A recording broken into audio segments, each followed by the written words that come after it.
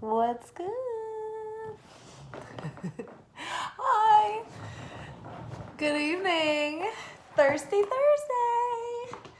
Or maybe it's just Freaky Friday when you're watching this. But whatever it is for you, we're here for our weekly romance reading. Take a little look into our love lives for the week. How's everyone? I'm really good. I had a nice fun night at work. It was like just busy enough, but not crazy. It was just a fun night. Good energy. And the weather was beautiful, so it was just nice to get out in the fresh air.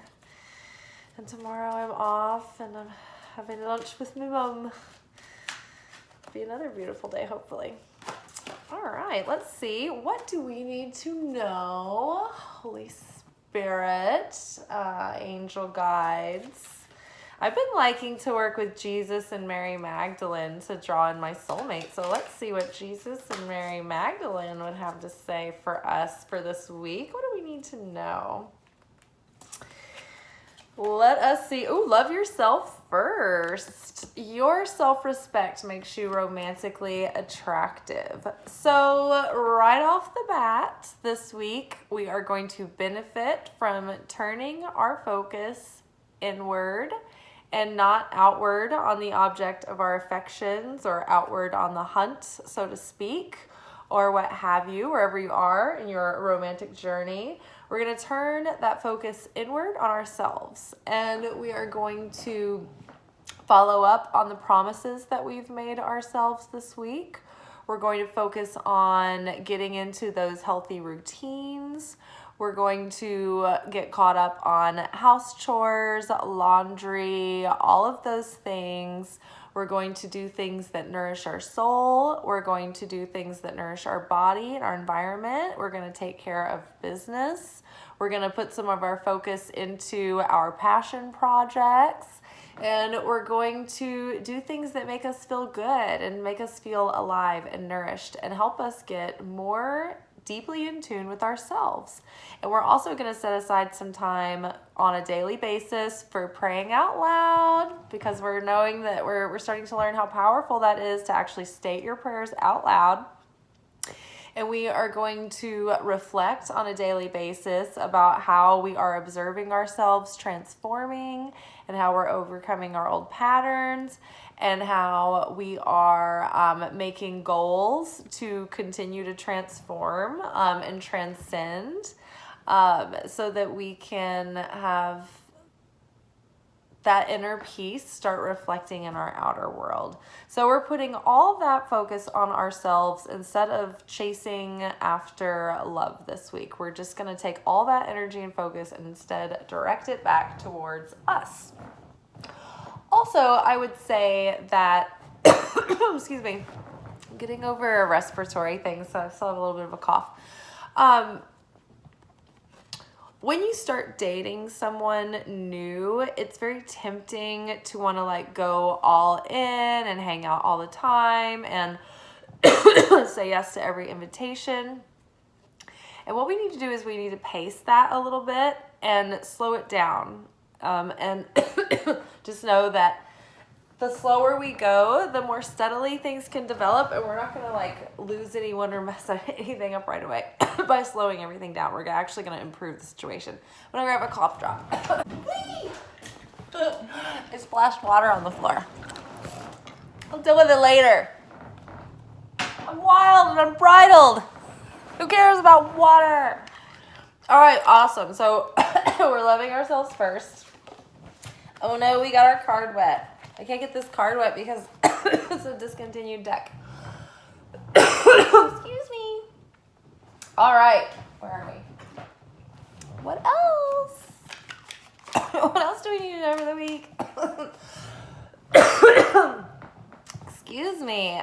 The last thing, like when I get sick, the last thing to like heal is usually like a lingering cough. True love. Hold on, guys. I'm back. I had a little coughing fit. But I'm better now. Okay, true Yay! So because we love ourselves first, that sets us up to be able to attract in healthy love. Now, I will say that if you find that you're attracting not healthy love, it's easy to go immediately blame ourselves and be like, why is it that I always attract these types of people? And the thing is that if you're attractive, you're just attractive. And if you're a light bulb and you're shining bright, you're going to attract all the bugs. You can't be like, well, I only want moths. I'm a special light bulb. I should only have moths on my light bulb. It's like, that might be true, but it's up to you to swat the rest of the bugs away, the ones that aren't right? So it's like, if you're attractive, everybody's going to be attracted to you. And so it's up to you to discern who's really resonating and who isn't, right? And who to say yay and who to say nay to. And, don't call us, we'll call you. Still looking to fill the position. So true love is coming. This is a romance of a lifetime. And so, it's, oh my God, the past few months, especially culminating in the past few weeks, people have been run through the ringer. They're all of their old, the history of their lives is coming up. Conditioning from younger, from childhood, from adolescence, things that we took on from our parent wounds, things that we saw between our parents and their dynamics. It's all of that's coming up. And then we're reflecting on how it all sort of led into the problems that we've had in our relationships leading up until now in our lives, and the lessons that we've had to learn. And it's all kind of coming together. So it's all been pretty exhausting, but excuse me, all of this work that we've done on ourselves, because we loved ourselves first, has fine-tuned our dial and brought us to a consistent and authentic enough place in ourselves that we have a shot at actually attracting or finding someone and resonating with someone who we really hit it off with. I'm about to go into a coughing fit again. I'm back. And so we're going to feel secure enough and fulfilled enough on our own not to accept partners that aren't truly resonating. So yeah, I think that's great. Also, I think too that, so we were talking about once you get in a relationship, it's like you want to go fast, but you need to keep it going slow. Move forward and pace it gradually. But also too, you don't want to lose yourself in the other person by always accommodating their wants, their desires. I don't care. What do you want? Accommodating, going over to their place all the time. It's like you have to, I know my nose is running. So you're not just going along with whatever they think, whatever they say, whatever they believe, whatever they want. It's like you value yourself. And you love yourself and you respect yourself. And so it's not that you can't share. It's like we need a balance in relationships of sharing, but also knowing how to hold our own boundaries. It's like we can be more intimate with people and have better, more honest and authentic and open relationships if we are more honest and have stronger boundaries. When people have strong boundaries, they feel secure and they're not defensive. And so when they are open, they're fully open. And when they're giving, they're fully giving. And when they're receiving, they're fully receiving, because they know how to cut it off when they're done. But people who don't have strong boundaries, it's like they're trying to give more and they're trying to make it that they're closer, but there's a wedge between the two because there's resentment that builds up on both ends. It goes back and forth. When we receive without earning, in Kabbalah, that's a concept called bread of shame. It's when we receive without building the vessel. And so in a relationship, when you progress too fast and you go too deep too quickly, it causes bread of shame. It causes cold feet, resentment, because the vessel wasn't built properly over, time, steady, consistent, So be strong in your own self. Be who you are, right? Be strong enough so that when you go into a relationship, you can give to your partner fully and you can give to the relationship fully, but still stand strong in who you are and keep your own boundary and frame around you, right? You know where you begin and where you end and the other begins, right? And so you keep your identity and you keep your energy and you keep that mystique and that, thing about you that your partner is attracted to. It's when we sort of slip into the comfort of codependency where we lose those boundaries, where we just dissolve into one another, where people start losing desire and attraction because they subconsciously are losing respect for the person because you both are like not valuing yourselves enough to like hold on to your identity as well as like being in close proximity with someone else who has their own identity, right? So by loving ourselves first, we're learning how to be in relationship and be in intimate, giving, like flow, like of giving and receiving kind of relationship where there's not withdrawal or withholding, but rather, earnest authenticity, intimacy, right? But it comes from knowing how to be true to yourself. And your partner will respect that and they'll be attracted to that. Okay. Ooh, lots going on this week already. What's next? Oh, we deserve love. So in order to manifest anything, you have to deserve it. You have to know in your subconscious, deep down, that you deserve it and that you're worthy of it. I thought about it today. I was just like, what would happen if we knew that we were already worthy and deserving just as we are, right? We don't have to go out and accomplish anything else. We don't have to achieve anything to be worthy. It's just like we are worthy just as we are for being who we are, right? So believing that we are lovable is the first requirement of receiving love and attracting a love.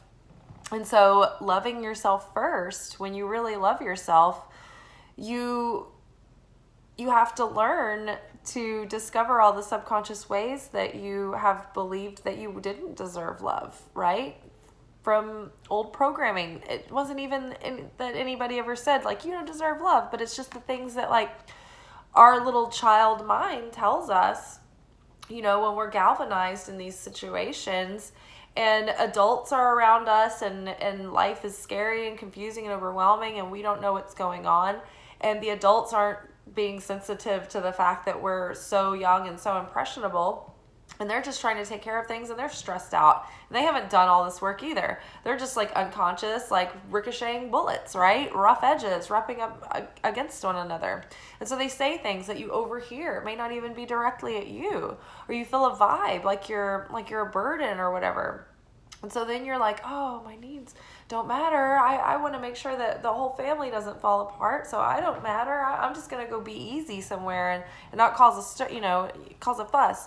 So over time, it's like subconsciously, you don't even realize that you're going around thinking like, my needs don't matter. I'm inadequate. I'm unworthy. I need to like prove myself. I need to like accomplish this and this and this before I'm good enough. And it's never the case, right? It's just our own belief. And so right now, I guess the task at hand is to just understand that we do deserve love. And it starts with the love that we feel with our connection to Source, Creator, right? It's the love that we tap into in the Christ Center within our hearts, right? When we can tap into that channel. And then it's the love that radiates from within that deep core out of us, right? All we're ever doing is just letting go of the layers that keep that in a veil, right? And we're just revealing more of it. But as we reveal more of that and we connect to that fulfilling sort of deep sense of security within and like with the Creator, with our Source, it becomes self-love and love that spills out for the world and in general. And it does something to you. It works on you, mind, body, soul, and spirit. And at that point, it's like you're radiating a frequency of this divine love. And so you're more, because of all the growth that we've been through, at this point, we have a really good shot at starting this new cycle, showing up as a new self that we've never been, without going through those same relationship patterns again and again, like we have over and over. And instead, we have at least the wherewithal to go slow and to try not to be triggered and reactive and fall back into those default settings. But instead, we're trying to take it slow, pace ourselves, so we can choose consciously with our free will the new patterns that we want to set into place, right? The healthy ones. All right. You deserve love. Love yourself first. True love is coming. I feel like we're being set up with like the basic formula of manifesting over here. So I wonder if we're close to having something come through. This video is going to be a calamity. I've had to stop it like 16 times. There's going to be 37 edits. Okay, what is our final card for the week? What do we need to know? No, I'm still shuffling. Who am I? Where am I? All right, what is our last card for this week? What do we need to know? I feel like it's a big manifesting week. I don't want to rush it. Oh, here we go. What's this? New love. All right, a new person has stirred your romantic feelings. So maybe there's somebody out there that you have a little crushy crush on. You know, Valentine's Day is coming up, no pressure. But yeah, if you don't already have someone on your radar, there might be someone coming on the radar soon. So just continue to practice all of these self-love routines. Keep showing up for yourself. Keep showing up for your dreams. Keep showing up for your spiritual practice. Keep knowing that you deserve love, and that true love and a new love is on the way. And so maybe if there's somebody that's been on your radar and it hasn't quite synced up yet, or the timing hasn't been right, there have been a lot of astrological aspects that have been making it pretty hairy out there. And I don't think that anybody has been in a good place to start anything right now. In fact, even right before, like in the early fall, I remember a lot of messages were coming out in my readings and in other people's readings that I follow, that there probably wouldn't be a good time to start a new romance until closer to spring because of everything that was happening, especially if anything started during the eclipse season. It was going to have chaos in it, no matter what. There was no way around that. That would have been in the fall. So if you've had some false starts, if you've had a little bit of turbulence, if you've had, I don't know, like just unusual circumstances, you're not doomed forever. We're finally coming out of these patterns, and we've been tested, put under a lot of pressure with them recently, so that the rest of that lingering toxicity would be highlighted in order for it to be agitated, dealt with, and released. So hopefully that you have done that work recently, and what I call the passing tempest that just went the last couple of weeks, I feel like. But yeah, new love is coming. True love, even, possibly. So take your time out there. I mean, who knows? Like, I don't know if there is one soulmate out there for us. Or maybe there is for some, and others there's a bunch. It's anybody's guess. But we do the best we can. And I think that no relationship is a failure if you learn from it. And every single one requires us to take a risk, and there's never any guarantees. So you do what you can. You deserve love, and love yourself first, and true love and new love. So I like what's in the cards for us, y'all. I like our odds. All right, I gotta go now because it's gonna take me 20 years to edit this video. Ciao, bellas.